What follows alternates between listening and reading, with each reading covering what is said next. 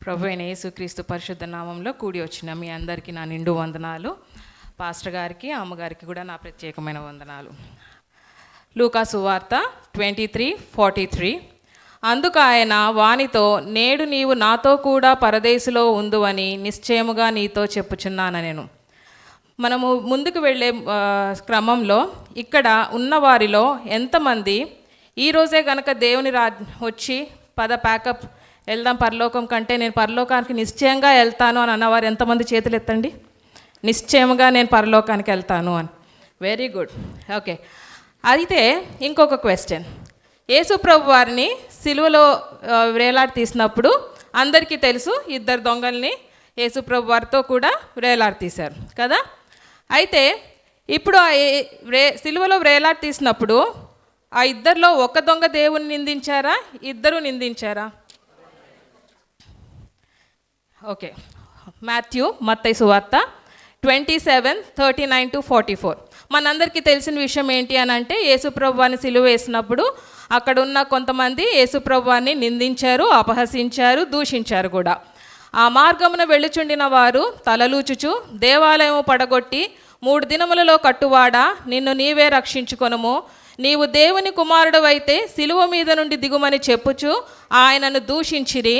అలాగే శాస్త్రులను, పెద్దలను, ప్రధాన యాజకులను కూడా ఆయనను అపహసించుచు, వీడు ఇతరులను రక్షించెను, తన్ను తానే రక్షించుకొనలేడు, ఇజ్రాయేలు రాజు కదా, ఇప్పుడు సిలువ మీద నుండి దిగిన ఎడల వాని నమ్ముదము, వాడు దేవుని యందు విశ్వాసముంచెను, నేను దేవుని కుమారుడనని చెప్పెను గనుక ఆయనకిష్టుడైతే ఆయన ఇప్పుడు వానిని తప్పించునని చెప్పిరి. ఇప్పుడు ఇంపార్టెంట్ మన క్వశ్చన్కి ఆన్సర్.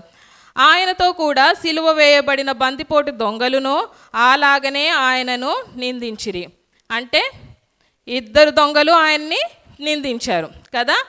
అటువైపు దారిన వెళ్తున్న వాళ్ళు ఆయన్ని అన్నరాని మాటలు అన్నారు. అంతేకాదు మత పెద్దలు, ప్రధాన యాజకులు, శాస్త్రులు, తర్వాత పెద్దలు కూడా ఆయన్ని మాటలు అన్నారు. దాంతోపాటు సిలువ వేయబడిన వారు కూడా యేసుప్రభువాన్ని నిందించారు. 3 sets ఆఫ్ పీపుల్ అక్కడ యేసుప్రభువాన్ని నిందించడం మనం గమనిస్తున్నాం. అయితే వీళ్ళిద్దరూ నిందించారు. ఎప్పుడైనా ఆలోచించారా? ఇద్దరూ నిందించారు కదా. ఇద్దరు నిందించిన తర్వాత ఆ ఇద్దరిలో ఒక్క దొంగ మాత్రమే ప్రభువా నన్ను జ్ఞాపకం చేసుకో అని ఎలా అన్నారు? వాళ్ళు ఏమైనా మాట్లాడుకున్నారా మధ్యలో? యేసుప్రభు వారును ఆ దొంగ ఇద్దరు సపరేట్గా ఏమైనా మాట్లాడుకున్నారా సిలువలో?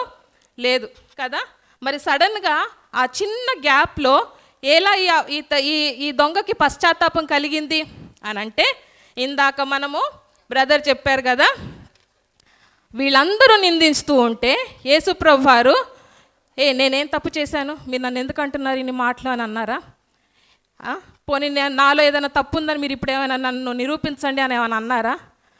ఆయన ఎన్ని మాటలు అంటున్నప్పటికీ ఏమీ మాట్లాడకుండా మౌనంగా ఉండడమే కాకుండా ఆయన ఏం చేశారు అని అంటే, వీరు చేస్తున్నది తండ్రి వీరేమి చేయుచున్నారో వీరెరుగరు కనుక వీరిని క్షమించుము అని తండ్రికి ప్రార్థన చేశారు. ఆ మాట ఎప్పుడైతే ఈ పశ్చాత్తాపడిన దొంగ విన్నాడో ఆయనకి ఏం జరిగింది అనంటే 2 విషయాలు ఆయన హృదయాల్లో జరిగినాయి. ఒకటి ఏంటి అనంటే, he recognize the truth about himself. ఆయన తన కరెంట్ పరిస్థితి, తన స్థితి ఏంటి అన్నది తను తెలుసుకున్నాడు. ఏంటండి? ఒకసారి అదే లూకా సువార్త 23:41లో చూస్తే, మనకైతే ఇది న్యాయమే, మనము చేసిన వాటికి తగిన ఫలము పొందుచున్నాము. అంటే ఆ దొంగ తన పాప స్థితిని తెలుసుకున్నాడు. సెకండ్ది ఏంటి అనంటే, he recognize the truth about Jesus. అంటే యేసు ప్రభు వారి గురించి ఒక సత్యాన్ని తెలుసుకున్నారు. ఏంటి అనంటే అదే లూకా సువార్త 23:41. కానీ ఈయన ఏ తప్పిదము చేయలేదని చెప్పి అనంటే, యేసు ఏ తప్పు ఏ పాపము చేయలేదు అని, హీ సిన్లెస్ అని ఆయన గ్రహించడము జరిగింది. ఫస్ట్ ఏం జరిగిందండి? He recognize the truth about himself and later he recognize the truth about Jesus కదా. ఆయన పాప స్థితిని ఆయన తెలుసుకున్నారు. యేసు ప్రభు వారు ఏ దోషము చేయలేదు, ఈయన నిర్దోషి అని ఆయన తెలుసుకున్నారు. ఈ రెండింటిని ఎప్పుడైతే ఆయన గ్రహించారో అప్పుడు ఆయన హృదయంలో ఏం కలిగింది? పశ్చాత్తాపం అన్నది ఆయన హృదయంలో కలిగింది. ఇప్పుడు ఈ సన్నివేశాన్ని మనల్ని మనం అక్కడ పెట్టుకుందాం. ఓకే, ఏంటి అనంటే ఫస్ట్ మనందరికీ మెయిన్ అల్టిమేట్ గోల్ ఏంటి? ఏదేమైనా కానీ పరలోక రాజ్యానికి చేరాలి కదా. ఇక్కడ ఎన్ని తెప్పలు పడినా ఫస్ట్ అయితే పరలోక రాజ్యానికి చేరాలి కదా. మనం కూడా ఆ దొంగలాగా మనం అక్కడ పెట్టుకుంటే ఫస్ట్ మనం చేయాల్సింది ఏంటి అనంటే మన గురించి మన నిజాన్ని ఒప్పుకోవాలి. మన స్థితి ఏంటి, కరెంట్ సిట్యువేషన్, నా కరెంట్ పాప స్థితి ఏంటి అన్నది మనము గ్రహించుకోవాలి. నెక్స్ట్, యేసు ప్రభు, know the truth of Jesus. Yesu ప్రభు వారు ఏ పాపము చేయలేదు, మన పక్షాన విజ్ఞాపన చేశారు. అంటే నాకు రక్షణ కావాలి అని అంటే ఆ మార్గము యేసు ప్రభు వారి ద్వారా మాత్రమే ఉంది అన్న సంగతి, సత్యాన్ని మనము గ్రహించాలి. ఈ రెండు కనుక మనము గ్రహించినప్పుడు అప్పుడు ఈ రెండు ఎప్పుడైతే దొంగ గ్రహించాడో అతను ఏం చేశాడండి? ఇంకా నేను నెక్స్ట్ కొన్ని నిమిషాలు చనిపోతాను కదా, ఇప్పుడు అడిగి ఏం లాభం అని అనుకున్నారా? లూకాసు వార్త 23:42లో ఆయనను చూచి యేసు, నీవు నీ రాజ్యములోనికి వచ్చినప్పుడు నన్ను జ్ఞాపకము చేసుకొని మనెను. ఎప్పుడైతే ఆ దొంగ నన్ను జ్ఞాపకము చేసుకో దేవా అన్నాడో అప్పటి వరకు ఇంతమందిని మాట్లాడుతూ ఉంటే ఏమి మాట్లాడని యేసు ప్రభు ఎప్పుడైతే ఆయన ఒక్క విజ్ఞాపన చేశాడో వెంటనే ఆయన ఏం చేశారు? జవాబు ఇచ్చారు. Correct, he responded to the prayer. ఆయన ఏమన్నారు? వెంటనే, నేడు నీవు నాతో కూడా పరదేశులో ఉండు అని నిశ్చయముగా నీతో చెప్పుచున్నాను నేను. అయితే యేసు ప్రభు వారు ఆ టైంకి ఆ దొంగతో, బాబు నువ్వు తప్పులు చేసావు కదా, నేను పరలోకానికి వెళ్ళి ఒక తీర్పు దినం ఉంటుంది, అప్పుడు నేను నీకు తీర్పు తీర్చాలి, ఇవన్నీ చెప్పారా? లేదు. ఏమన్నారు? నేడు నీవు నాతో కూడా పరదేశులో ఉండు అని నిశ్చయముగా నేను నీతో చెప్పుచున్నాను. ఇప్పుడు మనం గుర్తుపెట్టుకోవాల్సిన మోస్ట్ ఇంపార్టెంట్ థింగ్, నేడు, టుడే ఈజ్ ద డే. అపోస్తలుడైన పౌలు కొరింథీయులకు రాసిన 2వ పత్రిక 6వ అధ్యాయము 2, ఇదిగో ఇప్పుడే మిక్కిలి అనుకూల సమయము, ఇదిగో ఇదే రక్షణ దినము. ఎప్పుడు బాగా గుర్తుపెట్టుకోండి, నా మాటలు కరెక్ట్గా వినండి. సాతానుతో ఏదైనా సాతాను పనులు కానీ సాతాను పెట్టే ప్రేరేపణ మనకి మనసులో ఎలా ఉంటాయి అంటే, రేపు చేద్దాం, రేపు చూద్దాం, రేపటి నుంచి నేను పరిశుద్ధంగా ఉంటాను, రేపటి నుంచి భక్తిగా ఉంటాను, ఈసారి వచ్చినప్పుడు బాప్తిజం తీసుకుంటాను. సాతాను పనులు అలా ఉంటాయి. బెస్ట్ ఎగ్జాంపుల్ బైబిల్ నుంచి నేను చెప్తాను.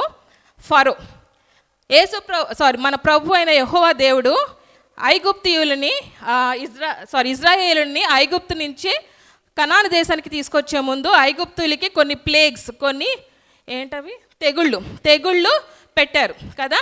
ఆ ఉన్న తెగుళ్ళు ఒక తెగులు కప్పలు వచ్చినప్పుడు ఏమంటారు? నిర్గమకాండం 8:8లో ఉంటుంది. వచ్చినప్పుడు ఆ ఫరో అహరోను మోషేలను పిలిచి, నువ్వు నన్ను నా జనాంగం నుంచి కప్పలు తీసేయని యెహోవాకి వేడుకో అంటే, మోషే సరే నేను వేడుకుంటాను, ఈ కప్పలు తీసేయమని నేను ఎప్పుడు వేడుకోవాలంటే రేపే అంటాడు. అంటే రేపటి వరకు నేను ఈ కప్పలతో అడ్జస్ట్ అవుతాను, రేపు వెళ్ళి నువ్వు వేడుకో అని చెప్తాడన్నమాట. అంతేగా అర్థం. కానీ బైబిల్లో దేవుని సంబంధులు దేవుని బిడ్డలతో ఎలా ఉంటుందో ఇంకొక ఎగ్జాంపుల్ చెప్తా. నెక్స్ట్ మనం వాక్యం ధ్యానించుకుంటాము. ఏంటి అని అంటే, ఎప్పుడైతే యేసుప్రభు వారు సిలువలో వేయబడినప్పుడు ఆ ప్రియ శిష్యుని చూచి ఇదిగో నీ తల్లి అని అన్నప్పుడు ఆ శిష్యుడు ఏం చేస్తాడు? ఆ గడియ నుండి ఆమెను తన ఇంట చేర్చుకొనేను. ఏం చేశాడు ఆయన? మళ్ళీ రేపని చెప్పాడా? ఆ గడియ. ఆల్వేస్ రిమెంబర్ విత్ క్రిస్టియన్స్ మన భక్తి అన్నది నేడు, today is the day of our salvation. ఈ రోజే మన రక్షణ దినము. ఓకేనా? ఇదే అనుకూల సమయము, మిక్కిలి అనుకూల సమయము, ఇదే రక్షణ దినము. ఓకేనా? ఆల్వేస్ రిమెంబర్, దేవుని కార్యాలు కానీ ఏవైనా కానీ ఈరోజు టుడే ఈజ్ ద డే. ఎప్పుడు కానీ మీరు ఎప్పుడైనా పోస్ట్పోన్ చేద్దామన్నా దేవుని కార్యాలు ఎస్పెషల్లీ ఏదైనా చేస్తున్నారంటే ఎవరు పెడుతున్నారా థాట్స్? సాతాను. Very good my dear precious brothers and sisters. ఎవరైతే ఇంకా రక్షణ లేకుండా బాప్టిజం తీసుకోకుండా మా పాపాలతో అడ్జస్ట్ అయ్యి కొంచెం యవ్వనాన్ని ఎంజాయ్ చేసి తర్వాత నేను బాప్టిజం తీసుకుంటాను లేదా తర్వాత నేను రక్షణలోకి వస్తాను అని అనుకునే వాళ్ళైనా కానీ, లేదా బ్యాప్టిజం ఆల్రెడీ తీసేసుకొని నేను రక్షణలో ఉన్నాను కానీ పాపంలో పడిపోయాను, రేపటి నుంచి నేను భక్తి చేస్తాను, రేపటి నుంచి నేను పరిశుద్ధంగా ఉంటున్నాను అని అనుకుంటే మాత్రం టుమారో నెవర్ కమ్స్. రేపన్నది ఏ రోజు రాదు. రేపు వచ్చింది అనుకోండి, రేపటికి మళ్ళీ రేపు రేపు రేపు రేపు never comes. Tomorrow never comes. Today is the day of your salvation. ఈరోజే రక్షణ దినం, ఇదే రక్షణ దినం. అలాగే ఇక్కడ మనం ఇంకొకటి కూడా బాగా గమనిస్తే, ఆ దొంగకి రక్షణ ఎప్పుడు దొరికిందండి? Last moment of his life కదా. ఇంకొన్ని నిమిషాలు ఉంటే లాస్ట్ మూమెంట్ ఆఫ్ హిజ్ లైఫ్లో ఆయనకి అది రక్షణ వచ్చింది. ఇప్పుడు ఆయన కనుక బాధపడిపోయి అయ్యో నాకు రక్షణ లేదు, నేను ఎన్నో తప్పులు చేశాను. ప్రాక్టికల్గా ఆలోచిద్దామండి, ఆ దొంగ ఎవరు? He is a criminal. ఆయన చేసిన తప్పిదాలను బట్టి, ఆయన చేసిన పాపాలను బట్టి you are not fit to leave అని చెప్పి గవర్నమెంట్ ఆయన్ని శిలువకు అప్పగించి ఆయనకి మరణ శిక్ష విధించింది కదా. కానీ ఆయన దొంగ అట్లా అనుకున్నాడా? It's never too late. నేను ఇన్ని తప్పులు చేశాను, ఇన్ని పాపాలు చేశాను, నాకు రక్షణ దొరుకుతుందా, నాకు దేవుడు నన్ను అంగీకరిస్తాడా? మనం జడ్జ్ చేసుకోవద్దు. It's already nailed on cross. Finished. It's finished. మనం చేయాల్సింది ఏంటి అని అంటే మన రక్షణను మనం కాపాడుకోవాలి. నేడే రక్షణ దినము. ఇంకోటి ఏంటి అని అంటే దేవుని మహాకృపను బట్టి మనందరికీ తెలిసింది ఏంటి అని అంటే పాపులు కూడా రక్షింపబడతారు కదా. మనం ప్రవక్తలము కాము, ఇంతవరకు అయితే దాన్ని ఏమంటారు, హతసాక్షులం అయితే కాలేదు, బతికే ఉన్నాం కదా అందరము. కానీ స్టిల్ ఆ దొంగ వలె ఎప్పుడైతే మనం మన పాపాన్ని ఒప్పుకొని విడిచిపెట్టి పశ్చాత్తాపడి యేసయ్యా అని ఆయన వైపు తిరిగి మొరపెడతామో, just as he did to the thief, ఎలాగైతే ఆ దొంగకి చేశాడో సేమ్ మనకి కూడా నేడు నీవు నాతో కూడా పరదేశులో ఉందు అని నిశ్చయముగా నేను నీతో చెప్పుచున్నాను నేను అని అంటాడు. Always remember my dear brothers and sisters, ఒక క్రిస్టియన్ లైఫ్ అన్నది ఇది ఒక యాత్ర అంటారు కదా. చాలామంది ఈ జీవితం ఒక యాత్ర అంటారు. ఒక ప్రాపర్ క్రిస్టియన్ లైఫ్ అన్నది ఎప్పుడు స్టార్ట్ అవుతుంది అని అంటే మనం మరణించిన తర్వాత. ఎందుకంటే మనం దేవుణ్ణి అంగీకరించి దేవునితో ఉంటాం కదా. That is your Christian life. అందులోకి వెళ్ళడానికి అర్హత మనకు కావాలి అని అంటే ఇప్పుడు నేడే రక్షణ దినము. ఇంకొకటి మనందరికీ తెలుసు, Jesus is our role model కదా, మనకి ఒక ఆదర్శం కదా. అయితే అక్కడ అంతమంది అన్ని మాట్లాడుతున్నప్పుడు యేసుప్రభు వారు అపహసించారు, దూషించారు, నిందించారు, ఏమీ మాట్లాడలేదు. ఇన్ఫ్యాక్ట్ ఇన్ రిటర్న్ వాళ్ళ కోసము ప్రార్థన చేశారు కదా. ఆ ప్రార్థన వల్ల ఏమైందండి, లాస్ట్ మూమెంట్లో ఒకరు రక్షింపబడ్డారు. యేసుప్రభు వారు ఇందాక బ్రదర్ చెప్పినట్టు ఏమన్నారు? నన్ను పోల్చి నడుచుకోండి, నన్ను పోల్చి మీరు జీవించండి అని అన్నారు. మనం కూడా ఎన్నో సంవత్సరాల నుంచి ప్రార్థన చేస్తున్నాం, ఫ్యాక్ట్స్ ఒప్పుకుందాం కదా. ఎన్నో సంవత్సరాల నుంచి మనం కూడా మాట్లాడుతున్నాం. మరి మన ప్రార్థనలకి ఎంతమందిని రక్షణలోకి నడిపిస్తున్నాయి? ఎంతమందిని మనము మన ప్రార్థనల ద్వారా ఇన్ఫ్లుయెన్స్ చేయగలుగుతున్నాము? ఎప్పుడైనా ఆలోచించామా? ఎంతసేపు మన క్రిస్టియన్స్లో, ఎస్పెషల్లీ మన ఏరియా నుంచి వచ్చిన క్రిస్టియన్స్లో, we're always confined in a cocoon. అంటే ఒక షెల్లో ఉంటాం. దేవా నాకు ఇది లేదు, నాకు అది లేదు, నాకు అది కావాలి, ఇది కావాలి. ఎంతసేపు ఆ చిన్న దాంట్లోనే ఉంటాము. But you need to come out of it. అప్పుడే మనకి నిజమైన రక్షణలో ఉన్న ఆనందాన్ని మనం తెలుసుకుంటాం.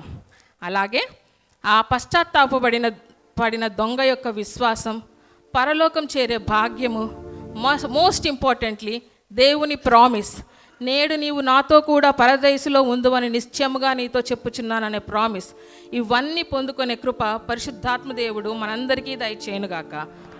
ఆమేన్. ఆమేన్. గాడ్ బ్లెస్ యు అమ్మా. చాలా చక్కటి విషయాలు